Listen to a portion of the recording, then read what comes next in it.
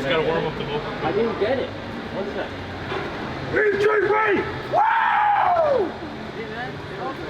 Coming into the event, we were really motivated to do well. We wanted to improve from the past seasons of this year after kind of falling down from being the #1 team in the world and the former world champions. So we definitely felt some pressure and a lot of motivation.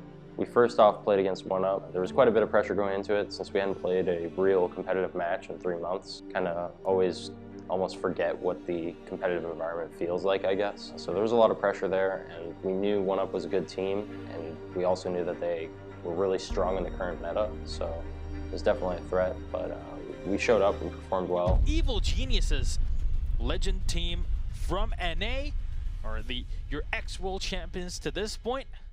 Next up in groups, we went up against Penta. This is a team that we had been looking forward to playing for a really long time, but the match didn't go quite as planned. And that is it. They will very quickly get the diffuser, and Penta Sport will be your first team to make it into the quarterfinals. And then ended up matching up against 1UP again, and we showed up yet again and had another really close match with them, but we played well and really proud of the team for it. Evil Geniuses celebrating the win as now, after a fantastic matchup, highly recommend rewatching this for sure, they will be able to save the day, and thanks to... We knew that we were matched up against Faze in playoffs. Didn't really have much time to relax or chill out after that. It was right back to preparing for the match the next day. So right away we went back, ate, and then went to one of the hotel rooms and kind of grouped up, discussed map bans and watched VODs and whatnot to prepare for the match.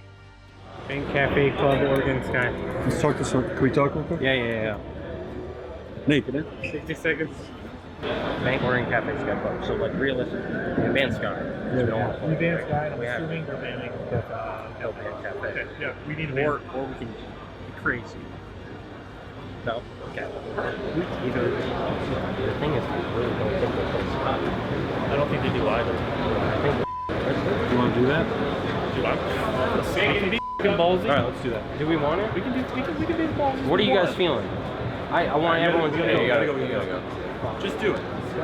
We're not gonna ban Sky. We're gonna leave Sky open and force Whatever you guys want to do. Yeah, just do it.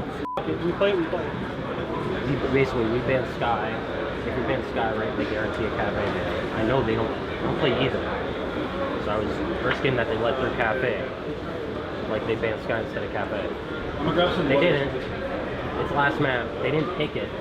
So obviously, don't play it. They don't play it either. We just gotta know our other. I can call for attacks. We make the attacks work. Like they're 100% gonna have holes on. Just we gotta remember our defense. We had good defenses before, so our attacks were the problem. Okay, we're not gonna go there anyways. Welcome back. Our first best of 3, actually going the distance. The third map of Skyscraper. We saw Bank go to Faze by 5-1. We saw Clubhouse a much tighter 5-3, but still in favor of EG. We have one of the most exciting prospects facing us right now, the unknown. We don't really know how Skyscraper affects either of these teams. It's a map that there isn't a ton of information for us to really delve into on it, at least not recent. It's a map that can go either way for both. Keep in mind, only one will move forward to the semifinals. So let's head over to the Skyscraper in Japan for map number 3 between Evil Geniuses and Faze Clan. User landing, cameraman pushes up, wins a fight on the Canadian NVK, and EG moves on!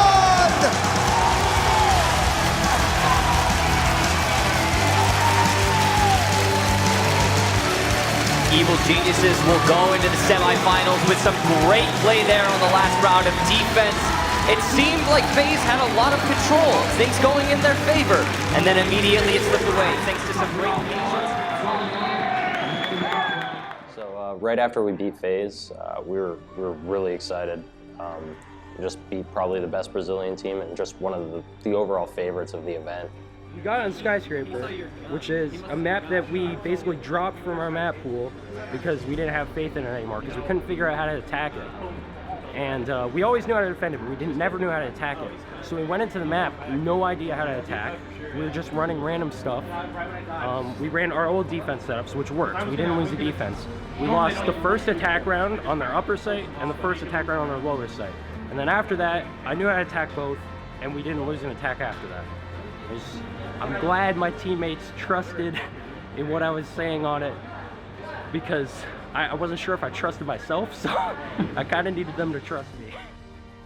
Pretty much right after, back to yet another room to discuss the match and prepare for Rogue. Although it was a bit different than preparing for Faze. Faze, we hadn't scrimmed as much beforehand, so we had to go over VODs and whatnot to get familiar with what to expect on each map.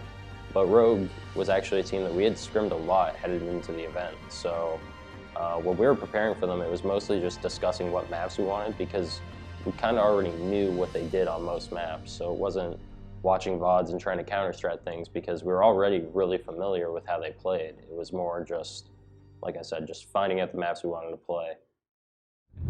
It's fun. It was a fun round. Also got a kill. I was like actually laughing about calling that round, because I was like, all right, we're gonna run the stupid Dokkaebi strat. I got excited. It's like, hell yeah. We're all running operators that we don't play too, so like we had to set up our operators that round. Yeah. So we're like, Nate, don't pick. Let us set up our guns. I had a suppressor and a red dot on my gun. I had no attachments. Oh my god. You had to set it all up. It was an interesting map for sure.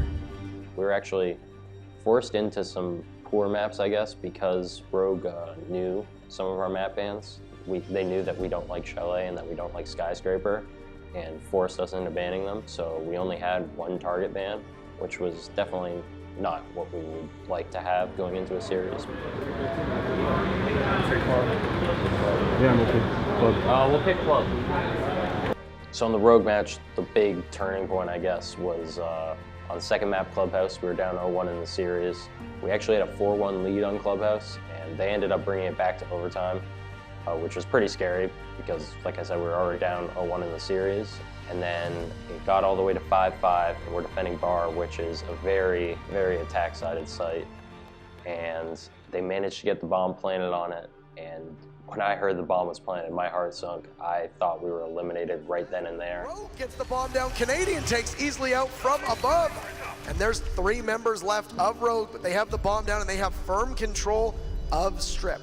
You're a quarter of the way through that diffuser. The Yokai drone does get shot, but Eclipse gets finished off by NBK. It's Avian and Brian left. A lot of patience. Disoriented, the glass of Brian gets a couple shots in, traded. Avian takes out Necrox. The Bird will need to clutch, as it's Canadian and BC. He's gonna get pushed from 2 angles. Avian down! EG just needs to get the diffuser.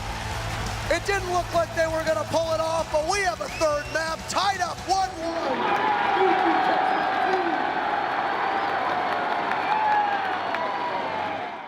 And somehow, some way, we managed to pull it together and pull off a retake. And by some miracle, after that happened, we were like, okay, we're gonna win this. We're gonna win this series. It's all up to Easily, the newest member of Rogue.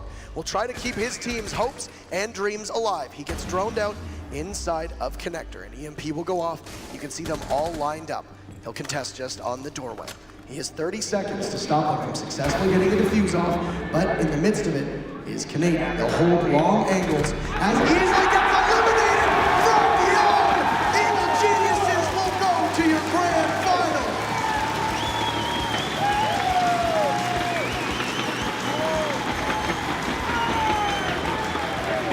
Evil Geniuses in high spirits, and you can see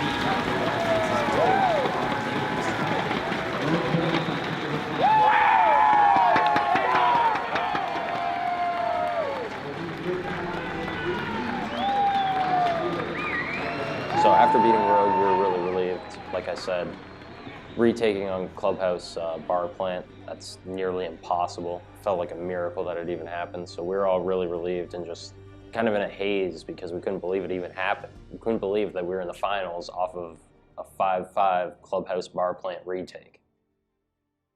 In terms of nervousness, I don't get really nervous personally. I just kind of get lost in the match and whatnot. But there was definitely the pressure.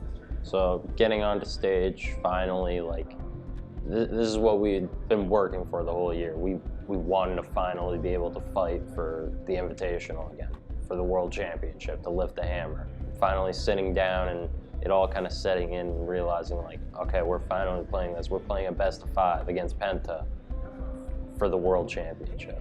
Kind of thinking, will everyone's predictions come true? Like, are we gonna just get stomped by Penta? Most people didn't think we can put up a fight against them. And we definitely wanted to prove that not only we can put up a fight against them, but we can beat them. We can hang right there with them. We felt really good going into the match with the maps that we got. We got Clubhouse, Oregon, Bank, Cafe, and then Coastline. Let's hike it through. But then we would end up taking it as our second round. What's that? They bench yeah. Honestly, like how many times have we played Chalet? Never. Literally, we played Chalet. Literally haven't played it in like 2 years. Because they think. That's exactly what I was like. People think never gonna ban it. No, we don't play it. We haven't played it ever. Like, I literally don't know how the map works. Starting out in the match, played Clubhouse, which has been our best map the whole tournament. Ended up winning that too. Didn't lose it the whole tournament actually. We played really well, again, winning a lot of bar defenses, which is something you shouldn't be doing. I was really proud of the team there, a lot of good communication and whatnot, switching up strategies, a lot of good reads by everyone. So Clubhouse felt really good. And then moving to the second map was Oregon, which is a map a lot of people doubted us on, and even Penta did, considering they picked it against us first. We hadn't done so well on it earlier in the tournament. We lost it twice to 1-up, and we actually came out swinging. On top of Laundry, smoke hits him perfectly. He'll get about half of his health taken off. He'll have to pull back. Only 20 seconds left. Necrox inching up, so close. One goes down. Pengu doesn't look, sees the mute. Necrox and Canadian, it's 5-2 for EG. And Necrox still uncontested. EG, one map away from the championship. So now we're up 2-0. We're all looking at each other. One more map, one more map. All the fans are going crazy. We all know just how close we are to lifting that hammer again.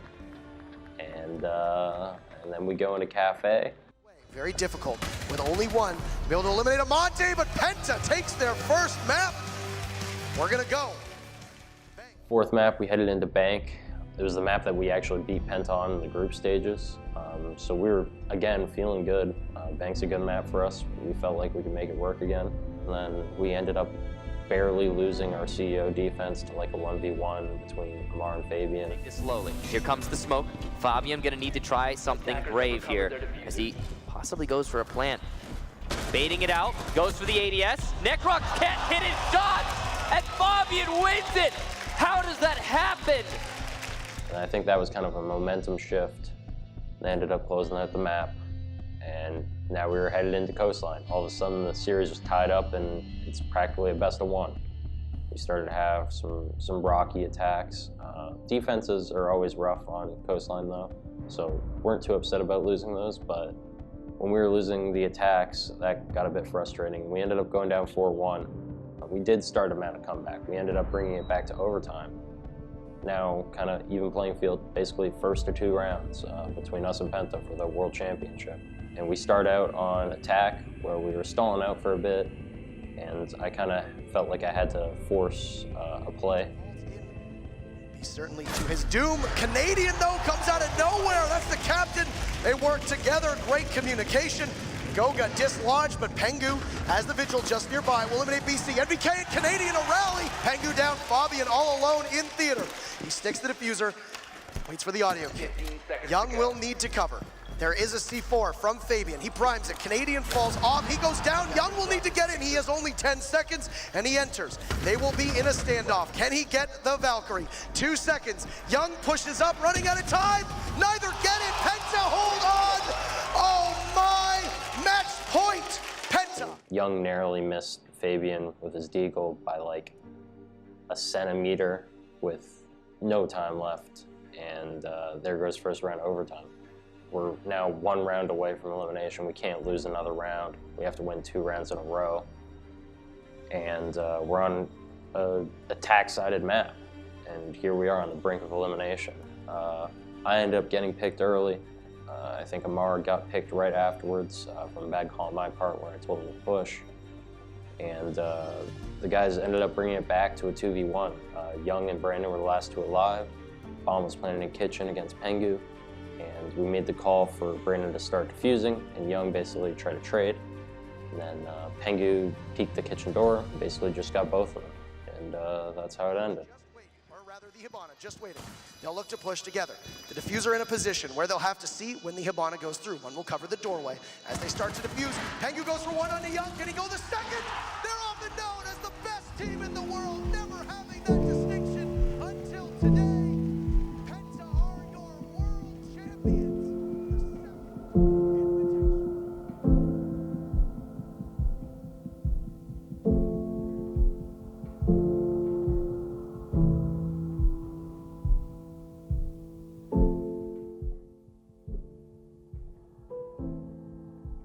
There's no group of guys I'd rather have played this event with or play with in general. We're all extremely motivated to come back and get back on top. We know we're capable of it. We barely lost out on that. And we know, just like with a few improvements, a few small improvements and more discipline, that we can easily be the best team in the world. So headed into year 3, season 1 of Pro League, we'll be putting in even more time, even more practice, and making sure we are the best team possible. At the end of the year, at the 2019 Invitational, we're going to be the ones lifting the hammer.